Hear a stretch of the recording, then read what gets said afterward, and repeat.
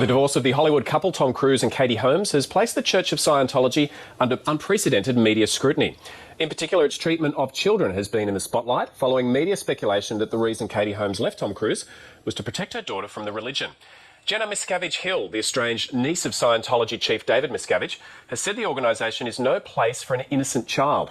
We're about to hear from a woman who grew up in the church. Romana Dienis-Browning is a former Scientology executive. She was sent to a Scientology school as a child, joined the exclusive C organisation at the age of 15, but has now left the church. Romana, welcome to the drum. Hi.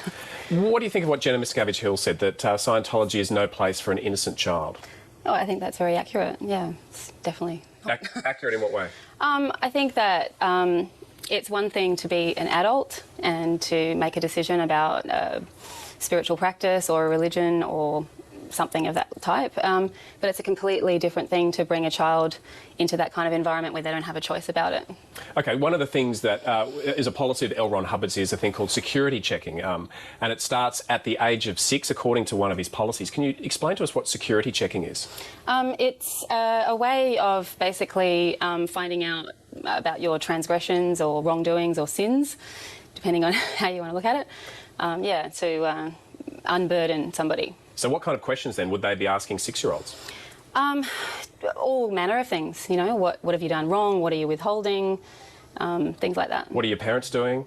Yeah. That kind of thing? Yeah. Is it so they can gain information on other people within the church? Well, it wouldn't be, that's not how it would be explained, but I'm not sure about that. You weren't security checked until you were the age of 16, but you were certainly audited when you were younger. Now, auditing is the form of counselling that Church of Scientology uses. What kind of questions were they asking you when you were a child?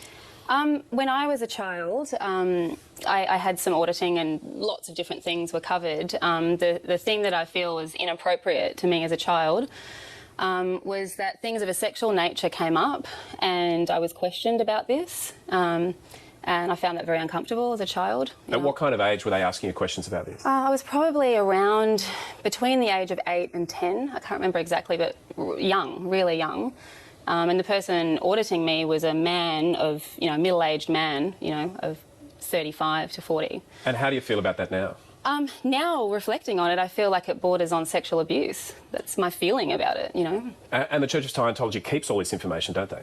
Yes, they do. Yeah. I mean, it is confidential, but they do keep it on record. You hear that information is sometimes used against former Scientologists as a threat, that they can use that information against them. Is that the case? Look, I have heard that. It hasn't happened to me, but, I've heard that. OK, let's talk about the Sea organisation, otherwise known as the Sea Org. It's the elite organisation in Scientology that you're a member of. Explain to us what it is. It's basically like joining... being a nun or a monk or a devotee of a religion. So you're absolutely committed, you give away most of your possessions and you completely dedicate yourself to the service of Scientology. And you live on about $50 a week and you sign a billion-year contract to join the Sea Org, don't you? That's right, yeah.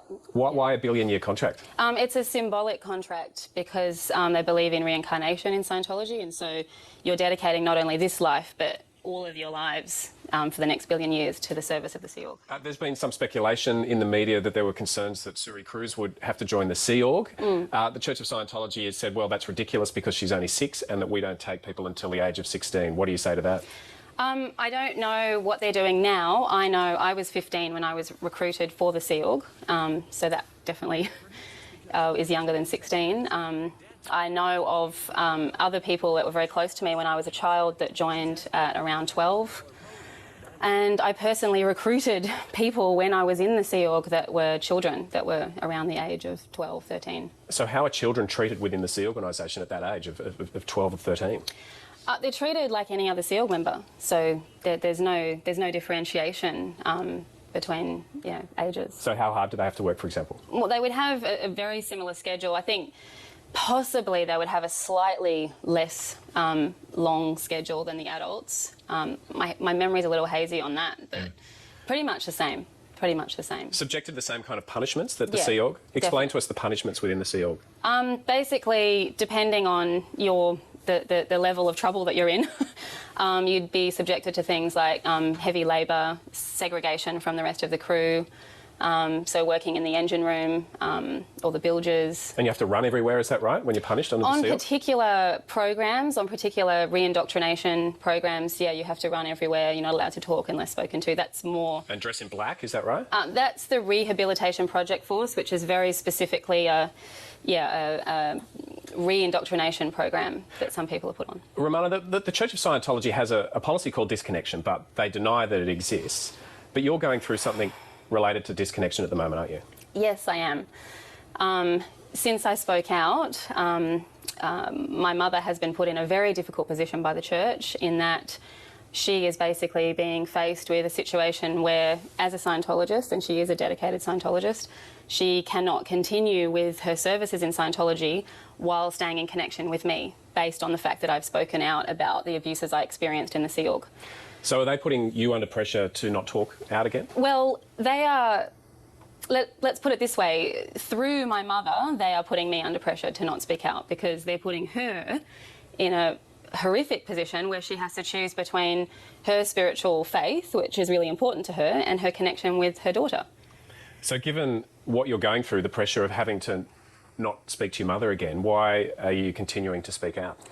Because I feel it is really, really unfair, first of all, that my mother should be put in such a position. And when I've been told to my face that there is no policy of disconnection and then the absolute opposite is being presented to me, I feel I have to say something and I have to speak out because it's not right and I'm not the only person that's going through this. What does the policy of disconnection do to families who've been involved with Scientology? Well, it has devastating effects on families. It separates families, it rips them apart. And so we hear of stories of people not even knowing that their children have died. That's right. Yeah. Because of the policy of disconnection. That's right. Kerry, have you got a question or a comment? Well, look, I just first of all like to say congratulations for having the courage to do what you're doing, both in terms of leaving, which we talked a little bit earlier about how hard all that is, and so to do that, and also to have the courage to stand up and do what you're doing now. I mean, there's been some stuff in the paper again about Suri being groomed to be the world leader of this organisation. I mean, that was kind of the thinking. Do you think that they would have been planning that far ahead for someone like that who's 6 years old? Look, you know, obviously I can only give you my opinion. Yep, sure. I don't know for sure, but I wouldn't be surprised. And yes, it is the kind of thing that they would plan ahead. You know, I mean, when I was in the Sea Org, they were talking about the return of Ron Hubbard. So it wouldn't surprise me. Yeah. Romana, you talked before about being sent down to the engine room. Now, you were aboard a ship called the Free Winds, where they train a lot of Scientologists at very high levels. I think one of Tom Cruise's, maybe his 40th birthday party was on the Free Winds. What's the engine room, and why do you get sent to the engine room? Basically, if you are in what they call ethics trouble, so if you're doing something against command intention, so you're not doing what they want you to do, basically, there's various levels of pressure put on you to come back into line. One of these things is to go down to the engine room and clean, paint, remove rust, work under the deck plates, work in the tubes, all that. Well, I've done all of those things. So, and it's dangerous? Dangerous work? Well, yeah, I mean, it's more the mind control aspect of it. I think it's mentally dangerous. I think it's I don't think it's physically dangerous necessarily, but it's very much you go down there until you do what they want you to do. And that, I definitely experience pretty... So why don't people walk away from that situation? Why don't they leave if they're being abused? Well, I know that's hard for some people to understand, but having experienced it myself, it's like because you're in that mind control of, this is the only way to spiritual freedom and you've accepted that and you believe that, you feel if you do something against the organisation that you're going to have your spiritual freedom taken away from you. So how did you get out? Sorry, I mean, I know it's pretty blunt, but how did you... I mean, what happened that made you say, I'm not doing this anymore? Look, it was a slow, incremental realisation up to a crisis point where I realised that my mind was not my own. And eventually, after trying to leave many, many times unsuccessfully, I managed to leave. So, yeah. And how did you leave the Free Winds, the ship? Because they take your passports. Yeah. I had to go through their process of leaving. I did try to escape at one point unsuccessfully, but I finally managed to get through their whole scrutinisation and set checking, etc., and leave. So they allowed me to go, but this was after 5 years of trying. There are a lot of celebrities in Scientology. Tom Cruise, John Travolta. Is that a tactical thing that the Scientologists kind of go out to recruit big names in order to kind of build the movement? Or from my understanding, I've never worked with celebrities in that way, but from my understanding, there are policies around the benefits of having opinion leaders, which is what they would call it in Scientology. And I think it's a fact that there was a certain acting school in California that a number of actors went through and became Scientologists, and there were Scientologists teaching at that acting school. Yeah, look, I can't comment on that because I don't know much about it, but I have heard of that, such things like that. Well, Romana, thanks very much for coming in and telling us your story tonight on The Drum.